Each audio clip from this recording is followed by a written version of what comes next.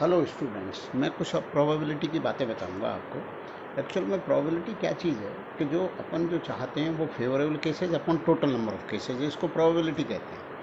अब जैसे अपन कहें कि अपन ने हेड मतलब जो है कॉइन उछाला और उसमें हेड आने की क्या प्रोबेबिलिटी है, तो यहाँ पर दो चॉइस हैं, मतलब हेड एंड टेल है। अब हेड आने की प्रोबेबिलिटी क्या होगी, हाफ। अब अपन ने दो सिक्के उछाले,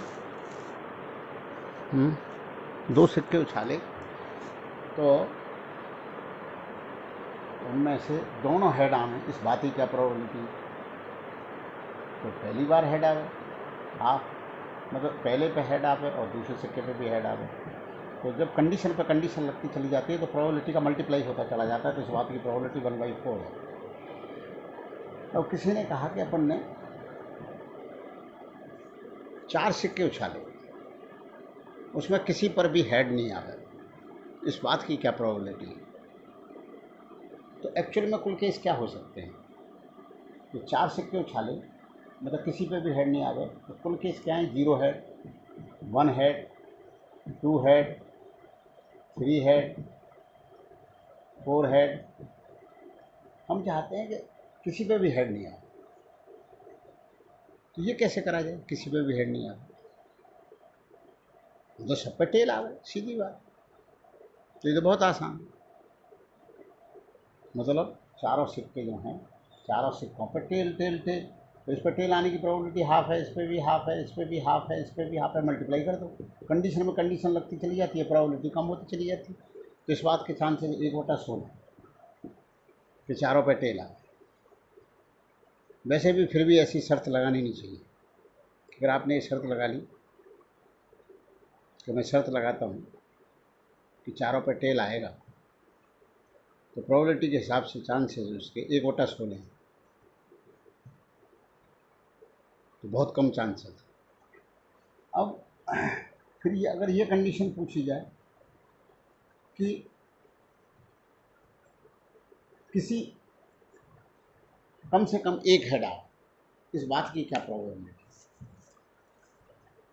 कम से कम एक हेड आवे, तो ये क्या पूछना चाह रहा है, एक हेड आवे वो हमारे फेवरेबल है, दो हेड आवे चारों में से वो हमारे फेवरेबल है, तीन हेड आना भी फेवरेबल है, चार हेड आना भी फेवरेबल है, तो क्या फेवरेबल नहीं है, एक भी हेड नहीं आना। तो हम इसको चार केसेस को डील करने की बजाय हम, क्योंकि टोटल प्रोबेबिलिटी 1 होती है, 100% होती है, 100% का मतलब ही 1 होता है, 100/100। तो जो टोटल है वो 1 है, 1 में से वो घटा दो कि एक भी हेड नहीं आया, मतलब चारों पे टेल आए, और चारों पे टेल आने की प्रोबेबिलिटी 1/, अभी कैलकुलेट करा है, 1/16 है। तो इस बात की प्रोबेबिलिटी क्या होगी, 15/16। अच्छा, अब किसी ने कहा कि डाइस, तो डाइस जो है, डाई 6 फेसेज होते हैं, 1 2 3 4 5 6।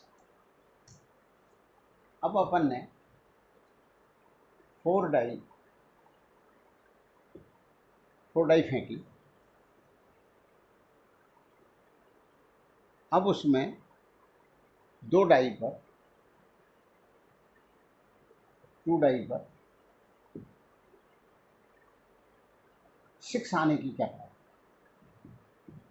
दो डाई पर आने की क्या प्रोबेबिलिटी है, प्रोबेबिलिटी ये पूछो।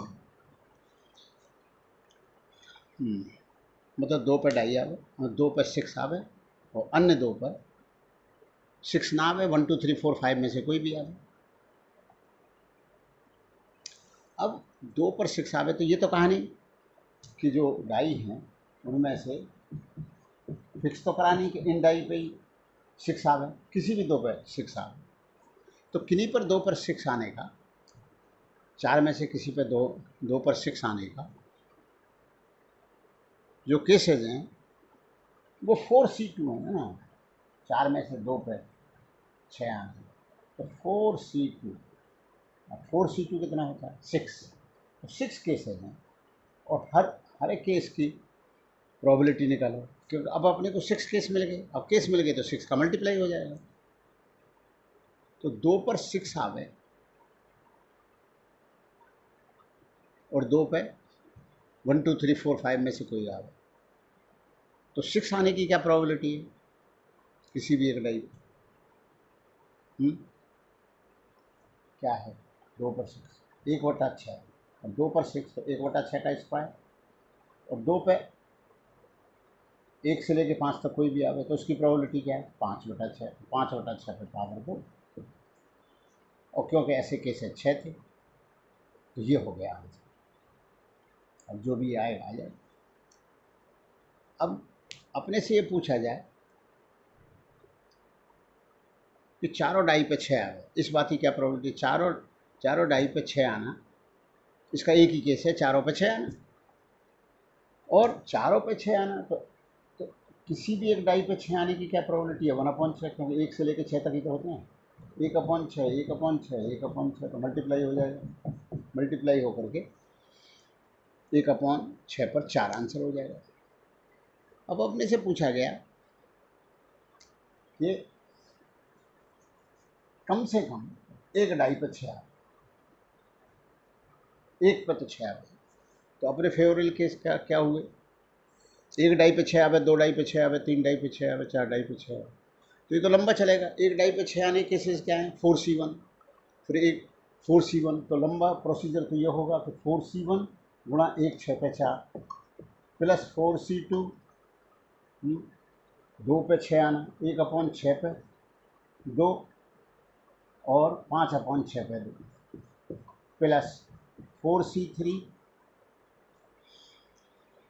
3 पे 6 आना, 4C3 1/6 पे 3/6 पे 3 और 5/6 पे 1, 4 ही तो डाई हैं। फिर 4C4 1/6 पर 4 और 5/6, इन सबको ऐड कर लो तो कम से कम एक डाई पे 6 है। 1 पर 6 होना, 2 पे 6 होना, 3 पे 6 होना और 4 पे 6 होना, ये सारे केसेस अपने फेवरेबल हैं, क्योंकि यही तो कंडीशन लगाई है कि इस बात की क्या प्रोबेबिलिटी है कि कम से कम एक डाई पे 6 आवे, तो 6 आने की प्रोबेबिलिटी खुद 1/6 है, क्योंकि डाई पे कितने होते हैं? 1 2 3 4 5 6, ये इन सबको ऐड कर लो तो ये लंबा प्रोसीजर हो गया। इसमें क्या काम करें कि किसी पे भी 6 नहीं आवे, वो उसकी प्रोबेबिलिटी कैलकुलेट करें और उसे एक में से माइनस कर दें। अब किसी पे भी 6 नहीं आवे, वो एक तरह से ही हो से, तो उसमें पहले पे भी 6 नहीं आवे, दूसरे पे भी 6 नहीं आवे, तीसरी डाई पे भी 6 नहीं आवे, चौथी, तो पहली डाई पे भी 6 नहीं आवे, इस बात की क्या प्रोबेबिलिटी है? 5/6, क्योंकि 1 2 3 4 5 में से कुछ भी आवे तो 6 केसेज में से 5 केसेज हैं, तो 5/6 पे 4, और एक तरह से ये बस 1 माइनस आंसर होगा 1 माइनस 5/6 पे 4, ये आंसर है 5/6 पे 4, ये है आंसर। और इसको कैलकुलेट करेंगे, इसको ये भी यही आएगा, चेक कर सकते हैं। 4C1 क्या होता है? 4C1 4 होता है, 4C2 क्या होता है? 6 होता है, 4C3 क्या होता है? 4C3 4 होता है, 4C4 क्या होता है? ये 1 होता है। तो आप इन सबको ऐड करो और फिर चेक करो कि ये जो आया ये वही है जो ये आया। ये शॉर्ट तरीका, बजाय 4 केसेस निकालने से एक केस कैलकुलेट करके 1 में से माइनस कर दो, क्योंकि टोटल प्रोबेबिलिटी 1 होती है। अब मैं आपको बताना चाह रहा हूँ कि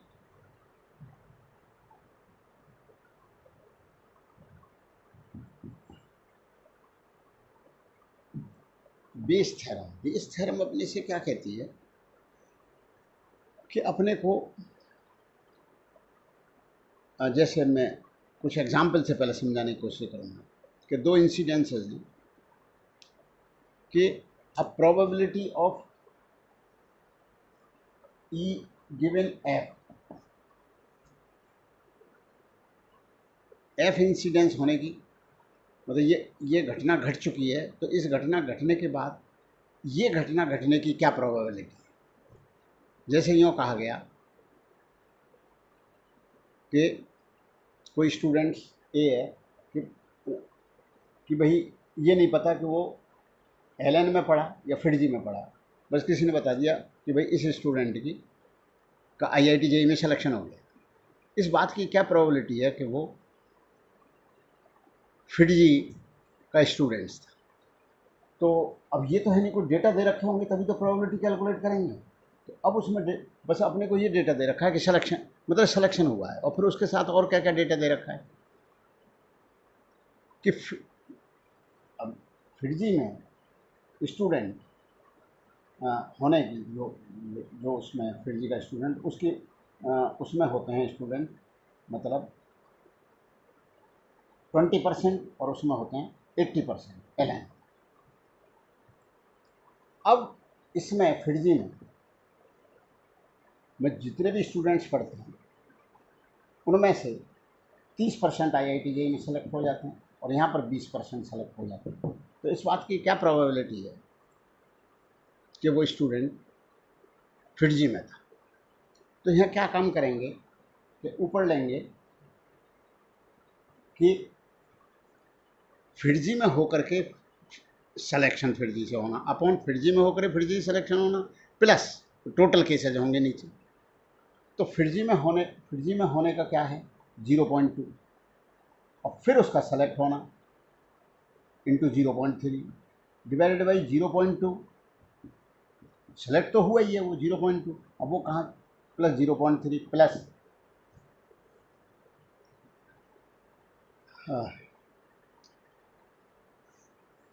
LN 0.8 इंटू 80% स्टूडेंट LN में है, और फिर जो स्टूडेंट है उसमें से 20% का सिलेक्शन होता है इंटू 0.2। तो अब फिर जी से 0.06 डिवाइड बाई 0.06 प्लस 0.16, ये हो गया 6/22, ये हो गया 3/11। मतलब वो स्टूडेंट फिडजी का होगा इस बात की प्रोबेबिलिटी 3/11 है, जो कि लेस देन 50% है। तो ऐसा क्यों हुआ, मतलब ऐसा क्यों नहीं हुआ कि वो 50%, तो इसका मतलब 3/11 है।